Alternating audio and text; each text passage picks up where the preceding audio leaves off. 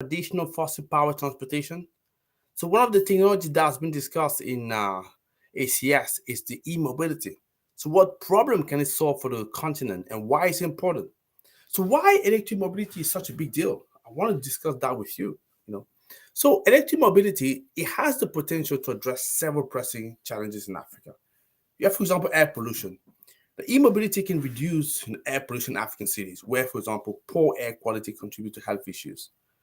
Electric vehicle produce zero tailpipe emission, improving urban air quality. You also have the greenhouse gas emission. Africa clearly is vulnerable to climate change, and reducing greenhouse gases is critical. Electric vehicle produce fewer emissions compared to the internal combustion engine counterpart. Contributing to climate mitigation efforts. Energy security is another one. Many African countries are heavily relying on importing fossil fuel for transportation. And electric mobility can reduce this dependency by utilizing locally generated renewables energy, enhancing energy security. You have fuel price volatility. The fluctuation in oil prices, they can have severe impact on transportation costs and consequently on the cost of goods and services. And we see that everywhere. So electric vehicle, they offer a more stable operating cost since electricity prices tend to be more predictable. You also have noise pollution that should not be neglected. Electric vehicle they quieter that traditional vehicle, so which can help obviously the noise pollution in urban area, and that's something I'm sure people will be very happy about. They're contributing to an improved quality of life. You also will have reduced congestion. Smart electric mobility solutions, like for example, electric buses or ride sharing platform, they can help reduce the traffic congestion in crowded African cities, improving overall mobility. You have access to energy. E-mobility can create opportunity for renewable energy integration. So charging infrastructure can double, as grid stabilization resources, enhancing as well energy access and reliability.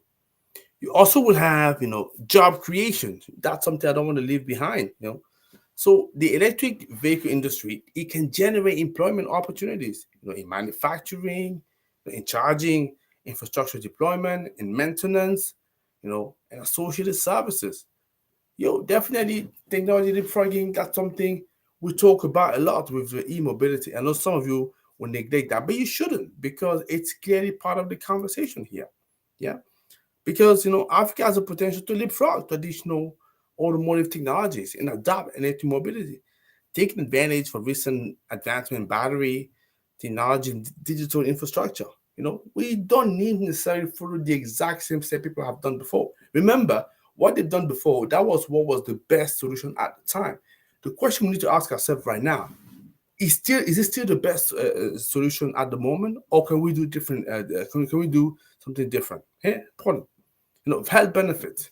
So cleaner air resulting from the adoption of electric mobility, and that can lead to better, health outcome and reduce healthcare costs. So that's what I see. But it's also fair to say there's some challenges, with regard to e-mobility in Africa. Yeah, they can be addressed. Yeah. So grid reliability, even in area with access to electricity, the grid reliability can be an issue. You have frequent power outages and voltage fluctuation that can impact the charging process. You also have the lack of local manufacturing, and that's a big one. And again, on the summit, that's something that we're talking about here. You know, it lacks Africa lacks electricity vehicle manufacturing. As a result, many EVs are imported, which can increase the cost and limitation customization option. You have high upfront costs. EVs often come with higher upfront purchase price compared to traditional vehicle, and this is mainly due to the cost of battery.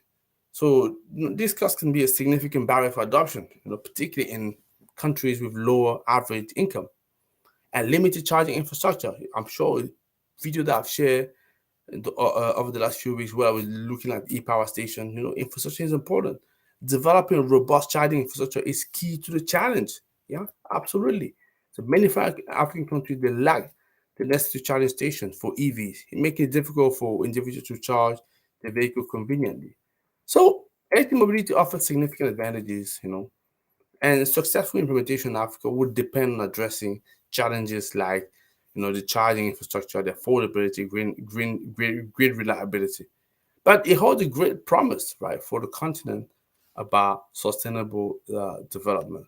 So that's what I had to say for today. Hopefully you like this video. So if yes, free thing you want to do, you want to like it, you want to comment it, share people that you know. And for me, I see you next time for other topic that we need to cover. You have a great day, great week. Thank you. Bye-bye.